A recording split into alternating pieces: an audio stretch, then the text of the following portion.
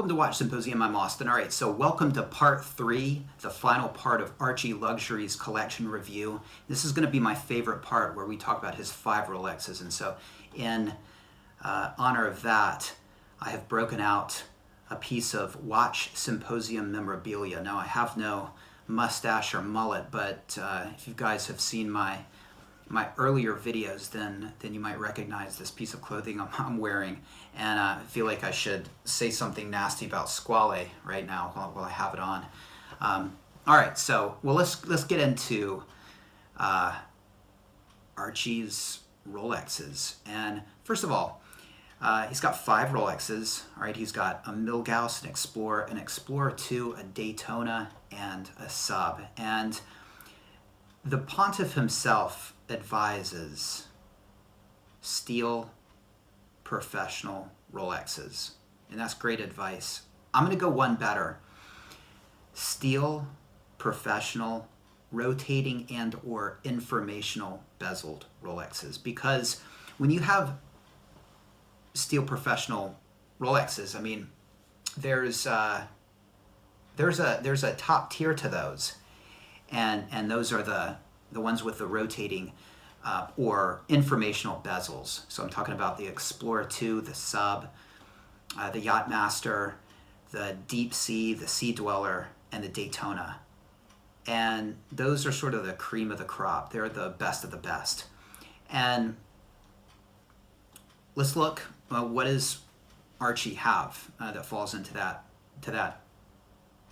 top tier steel sports watch category? He's got the Explorer 2. And Explorer 2 is an awesome watch. I have one myself. Love the white dial. His is 2003 or later piece, I want to say, because it's got the Superluminova, solid in links, and the no holes case. Now, I prefer the holes cases, not for the vintage look, though it's not something I mind, but more for the functionality and the ease of taking off and putting on the bracelet and changing straps and whatnot. And it's not so much taking off the bracelet, but making sure that you have those spring bars seated correctly, because having that visual confirmation just sort of gives you some peace of mind. The idea of do I have that spring bar in the hole? I've missed it a few times on other watches, and having your watch come off can be a bit unnerving. So having that visual confirmation is kind of nice, and so that's sort of why I like the functionality of a holes case. They're a little cheaper as well, so you get added functionality for a cheaper price. So I think that's a win. But a lot of people would say that the no holes case is the way to go, and that's sort of the top tier right there, the sweetest of the sweet spot.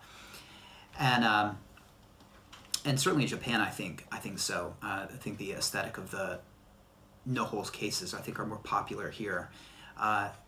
And so in that sense, he's got a really good piece, a really good Explorer 2. Now, if you're getting really picky, it's always nice to think about those later, say like M serial, or I want to say late Z serials that have the 3186 movements. They're something to have.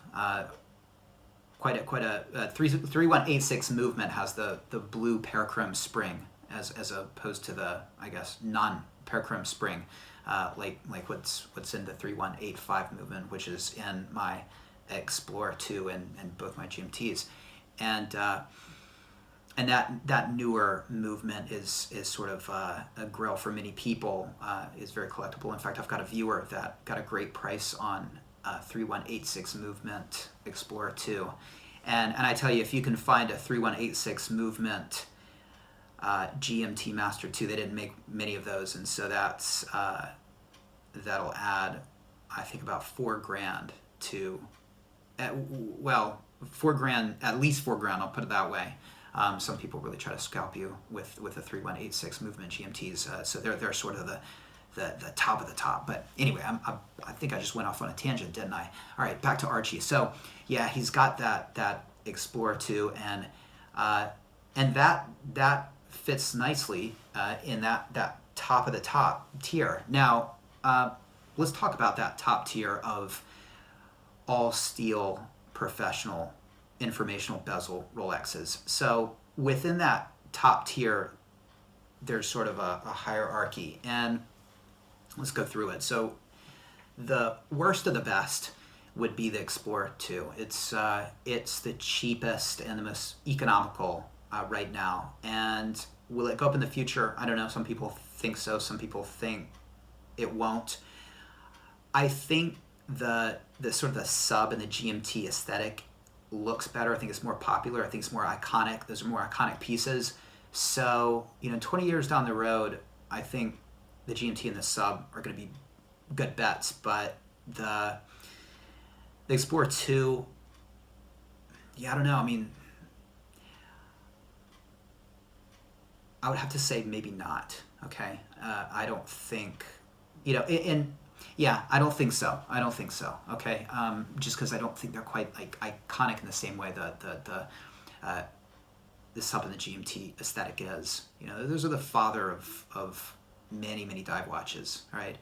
And the Sub is, and really the Sub and the GMT look they're very similar.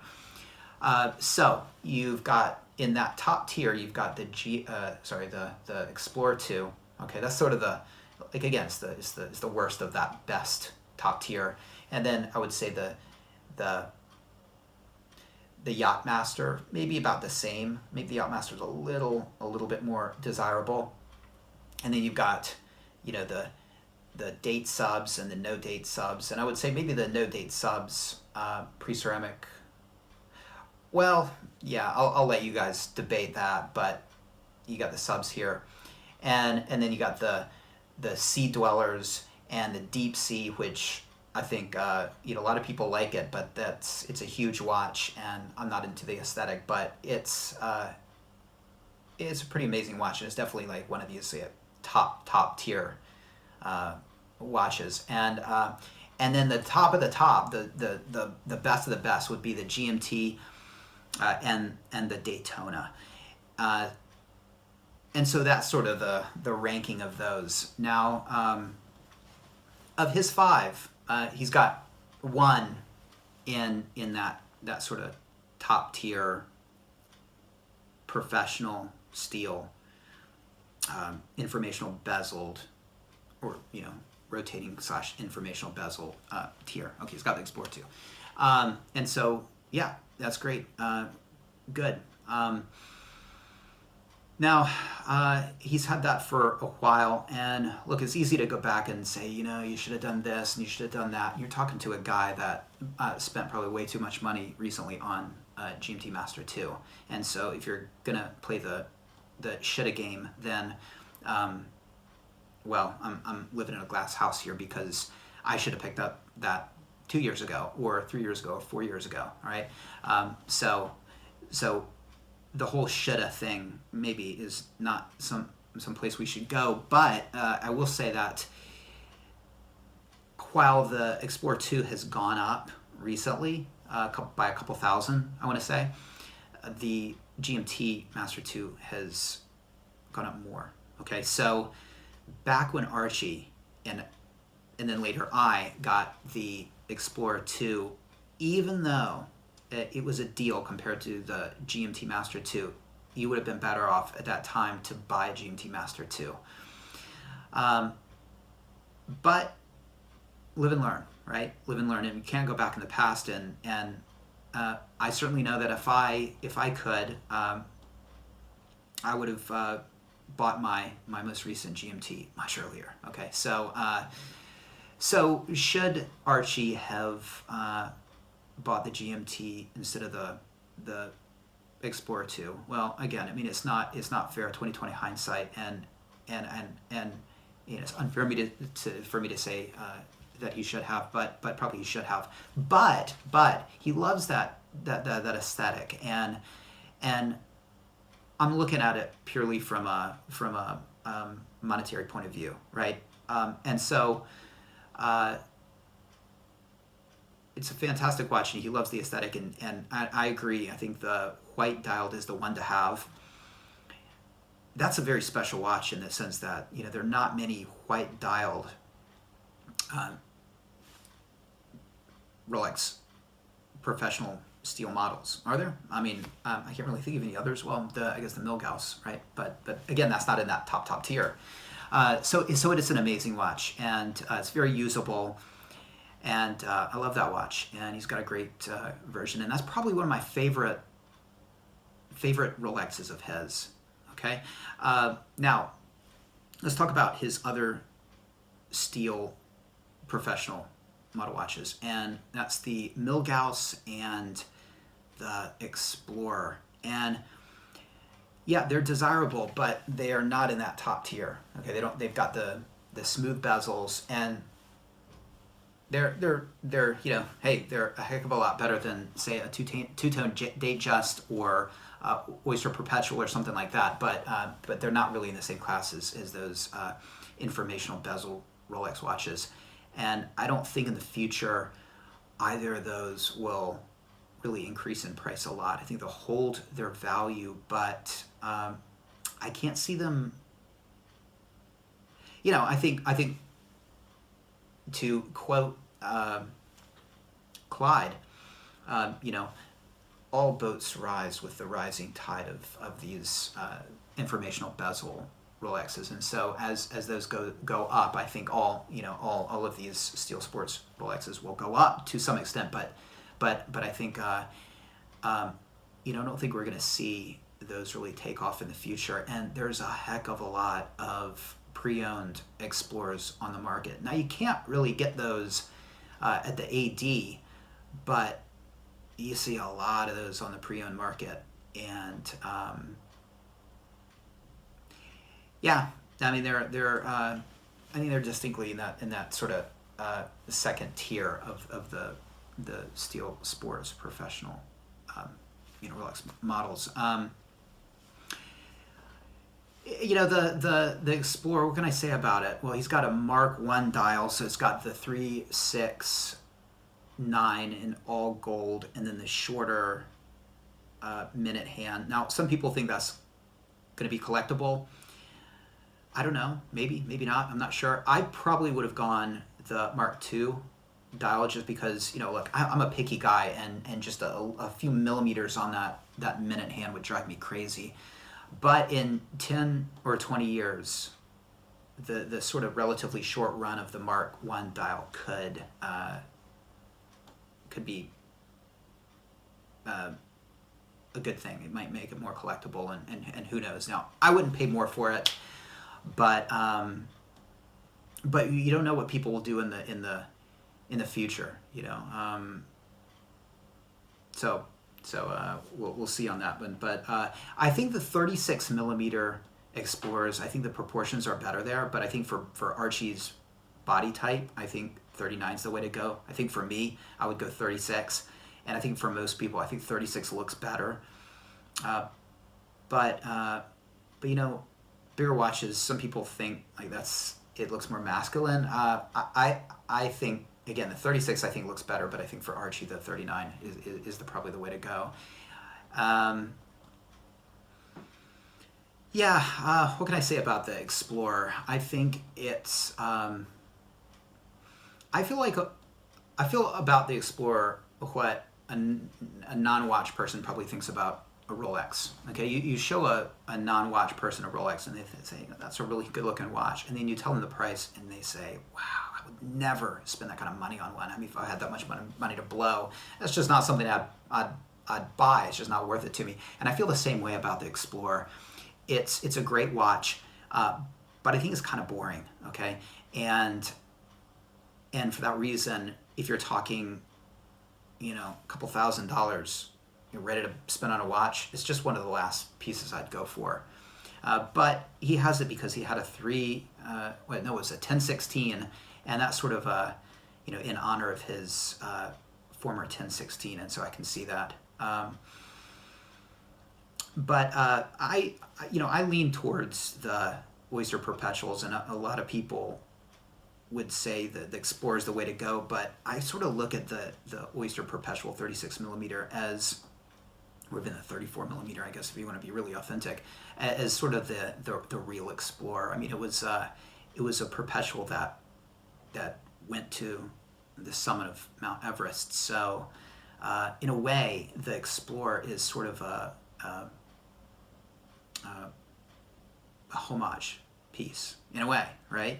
And I mean, it's still a cool piece, but there's something kind of nice about just a straight up perpetual, and you get those beautiful dial colors, and I think that's what draws me to those. But there's something again, more sporty about the Explorer. It's got instead of the crown, it's got the triangle, and you've got the Mercedes hand. So I can see why people are drawn to it, but yeah, I probably would go Oyster Perpetual. But I don't think that's what Archie should have done. I think he wanted a replacement to that 1016, and I think he got it. And hopefully the Mark I dial will work in his favor. And Archie doesn't sweat the little things. He's not worried about a few millimeters on a minute hand, so he didn't care about stuff like that. And I think I would advise someone like him to you're not going to worry about those millimeters on the minute hand, so just go for the potential of collectability that the Mark I dial has. So that's a great watch, and you can use it in all situations, and it'll hold its value. So I think that's a great piece of his collection, but it's just not something I'll ever go for, just because it just doesn't turn me on, and I think they're kind of boring. All right, but still a great Rolex. Now, also in that sort of sub tier would be the Milgauss. Again, it's a professional model, but it's a smooth bezel, and I think the fact that he's got the black dial without the green sapphire crystal, yeah, I think that's nice. I think that's probably the best looking of the sort of modernish Milgausses. And my grandfather, who had the Hamilton, the Wedgfield, and the Timex, he worked on electrical transformers, like these huge things. And so whenever I see a Milgauss, I always think that would have been the perfect watch for him. And I wish he had gotten one for himself. Who knows? He wasn't into watches and stuff like that. But whenever I see a Milgauss, I think it was made for a guy like that. And my grandmother she grew up in the Depression, and so she was so frugal that there's no way she would have sanctioned that. But that's why you can't always check with the wife, right? But anyway, so I like the Milgauss, and it's a cool watch, and I think he's right in having the black dial. I think that's a discontinued version, and I think it's more desirable than the white with the orange indices, which I think is a really attractive watch. And I like the orange indices because they kind of look vintagey to me. But I gotta tell myself there's not the vintage thing going on. That's the orange color. But I think the black dialed is probably has more collector's potential, because I think all of the Milgausses now have that green tinted glass. That's sort of a Milgauss thing now with all the contemporary Milgausses. A Milgauss institution. That's the phrase I was looking for. So again, I think it'll probably hold its value. But again, I don't think, just like the Explorer, I don't think you're looking at massive increases in prices. Again, it's they don't have that sports watch look, okay? And it's that smooth bezel, and that's what keeps them from being in that top tier. And they are professional, I mean, no doubt about it, and they're desired, but distinctly less so than the informational rotating bezel watches, okay? All right, let's talk about the two-tones. So, all right, well, Archie used to say two-tones are soft, and so it's kind of surprising to see him go that route. But I think maybe he's in a period in his life when a two-tone might make sense. And what can I say about two-tones? Okay, let me just talk about two-tones and my feelings about two-tones for a second.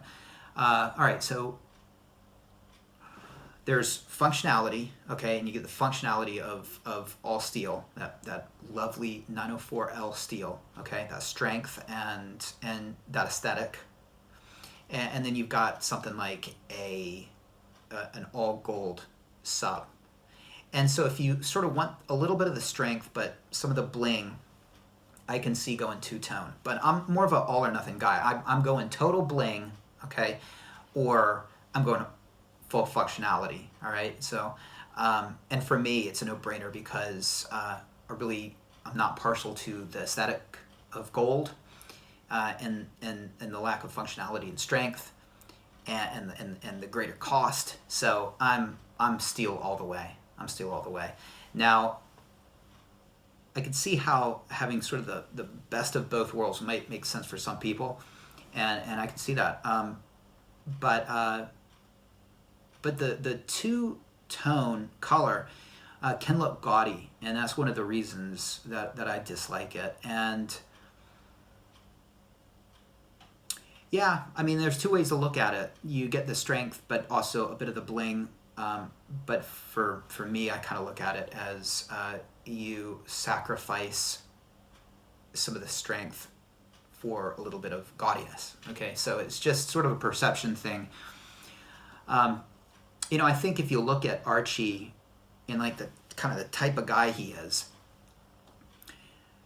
he sort of looks like the gluttonous hedonist kind of guy that you would expect to have a two-tone, and it sort of works with his body style, and he doesn't look like he maybe is going to push the limits of an all steel sports watch. It doesn't really look like he's gonna take an all steel. He didn't look like he's gonna push the limits of his Explorer 2. All right, he gets winded walking around with his camera. So I don't think he needs the functionality, and I don't either. But I think certain people that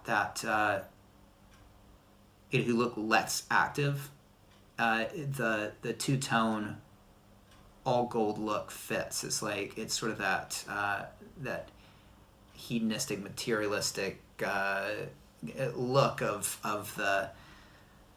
the guy that he looks like he enjoys life in all of its many forms, be it luxury or food or all of the pleasures that life have to offer. So the two-tone fits with Archie's overall look, perhaps much more so than an all steel piece. Now, a Daytona two-tone, they run for about 17,000 starting here in Japan. And it's only when you get up to about the 18,000 mark that you start to see the all steel pieces. So the all steel pieces are more desirable. And my guess is that Archie knows that, and I think he possibly got a great deal on that Daytona. I don't think he paid 16 for it. If he did pay 16 for it, then I would have advised to tack on another 2,000, which when you're talking that kind of money, $2,000 is like nothing, right? To get the all steel Daytona, right? Doesn't have to be the ceramic, but just a more lower priced steel bezeled Daytona. I think that's probably the way I would have gone. But he seems to like it, and so again it sort of fits with him, and it does have that sort of bling. And the older you get in life, the better gold looks. But two-tone works really well on the Datejust on an older gentleman, all right? But, you know, on tool watches, for me, it just sort of detracts from the look of a tool watch, right? And so yeah, it's just not quite something I would go for. But yeah, Archie's getting up there. Only about like 5 years ahead of me, but as you get older, I think you know that the two-tone sort of gold look works. You know, my dad, he's getting up there. He's in his 70s now, and he has a sort of a two-tone Weil. What is it? What is that? What does he have? Andrew Weil. Andrew Weil. Is that what it is? Okay. I'm sorry. I'll put a thing down. But you know, he would probably love the aesthetic of a two-tone Datejust, and I think I would love to see my dad have a two-tone Datejust. But he's pretty keen on this quartz the Weil watch of his, and it you know, he's not a watch guy, so it's fine. But so older guy with you know, a two-tone Datejust, I think is great. But again, if my dad were to say, well, what about the, you know, the sports model, I'd say, well, if you're gonna go sports, you can kind of, let's be pure about it, and let's get a steel piece, right? So yeah, my guess is that Archie probably got a deal on it, and I don't know, maybe he did search it out, but you know, if you're searching out a Daytona, I would go all steel, right? But you're gonna pay more for it, so you know, there's some people that just seems like a crazy proposition. Pay more for steel, or less, and you get the gold. Now, yeah, you get it, but you're going to get a less gaudy looking piece. I mean, what are you going to do in the future? Like melt it down? But again, I think people feel a little bit like it makes a little bit more sense paying less for gold, right? Anyway, it's got the Maserati blue dial, which you know, I think the gaudiness of two-tone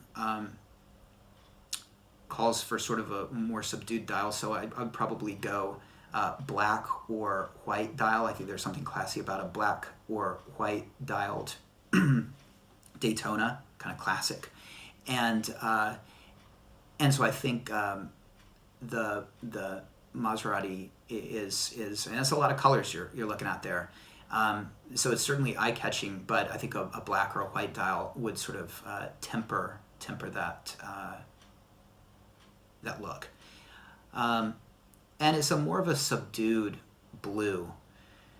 And you know, some people might like it. I think a beautiful blue is that Sub, or Archie's solid gold Sub, which had kind of a purpley dial to it. I mean, that's a blue that pops. And you know, there's sort of the subdued blues, and then you got that beautiful, like, bluesy Sub blue. And now that's a heck of a dial color. And so if you're comparing those two tones, I think, yeah, they're both blue, but by far the Sub dial is absolutely beautiful. And you know, again, it's a two-tone, and it's a later piece. It's one of the last runs. I want to say it's a V serial, and so Archie thinks that possibly it could be, you know, collectible. And I think, you know, I don't know. I mean, again, I don't think two-tones really are, but that's such a beautiful dial that I imagine people might want to get it in the future. So I love the dial, and it's almost worth having the two-tone to get that dial, you know. But it does come at a price. Is the two-tone thing, right? So and I think that's gonna sort of detract from its collectability, because, you know, if you look at Archie's own advice, it's steel, all steel sports Rolexes, right? but again, it fits him and it looks the part. It gives that little bit of bling. And yeah, I mean, again, I'm not a two-tone guy, but the blue is so beautiful on a bluesy that it's almost forgivable. I mean, I if they ever came out with like a bluesy all steel, that's just, I think the internet would explode.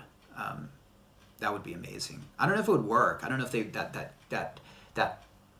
pop of that color on all steel, I don't know if it would work, but that would be amazing. Will they ever do it? Hell no, they're not going to do that. It's like it would be too popular. It's like Rolex. There's just certain things that Rolex could do that would just, people would go crazy, and it's, people already go crazy for things that aren't even that spectacular. So it's almost like they don't need to do that. That's if ever Rolex gets into trouble, they'll do that. You know, if you ever see that happen, then maybe it means that they need money or something. But yeah, that's probably not going to happen. So anyway, yeah, he's got a great collection, 5 Rolexes. I mean, I would say try to get more into that cream of the crop tier, steel, professional, informational, bezeled watches. You got 1 so far, and you'd have 2 if they weren't two-tone. But if you like the two-tone, cool. But if you're looking at sort of collector's items, I would say if those were steel, I think you'd have more potential there, Archie. I think the Explorer and the Milgauss, very usable. You'll probably always get your money back, but again, I don't think they're just a different tier than that top tier, and for that reason, I don't think they'll ever take off. I don't think people will ever go crazy over those Milgausses. I don't think there's ever going to be like a Milgauss craze, or an Explorer one is just ubiquitous enough that I don't think they're making them still. They're making them still. So yeah, I think you'll retain your money, but I don't think that it's I don't think it's gonna go up like say an old pre-ceramic sea dweller. So yeah, look, I mean the Pontiff, I mean, having a bit of bling works with the Pontiff. It would almost be weird to see him just go straight steel. The Daytona works better with his personality. I mean, it's sort of loud and garish and gaudy, like the character of Archie. So that kind of works. And same with the Sub. The Sub is great. I gotta say, I do love the Sub. So my favorite is probably it's a toss up between the Sub and the Explorer 2. The Daytona is amazing because any Daytona is amazing. But while the two-tone Daytona is amazing, the all-steel Daytona is like really amazing. All right, so that would have been worth a little extra. But again, I think he got a huge deal on that, and I think that's how he got that. And the Explorer and the Milgauss are respectable and solid, but nobody's going crazy over them. Probably nobody ever will. All right, I mean, great stuff, and thanks for doing this, Archie. And hey, make a response video if you'd like. And what do you think about what I think? And viewers, what do you think about what I think? Take care. Thanks for watching. See you next time.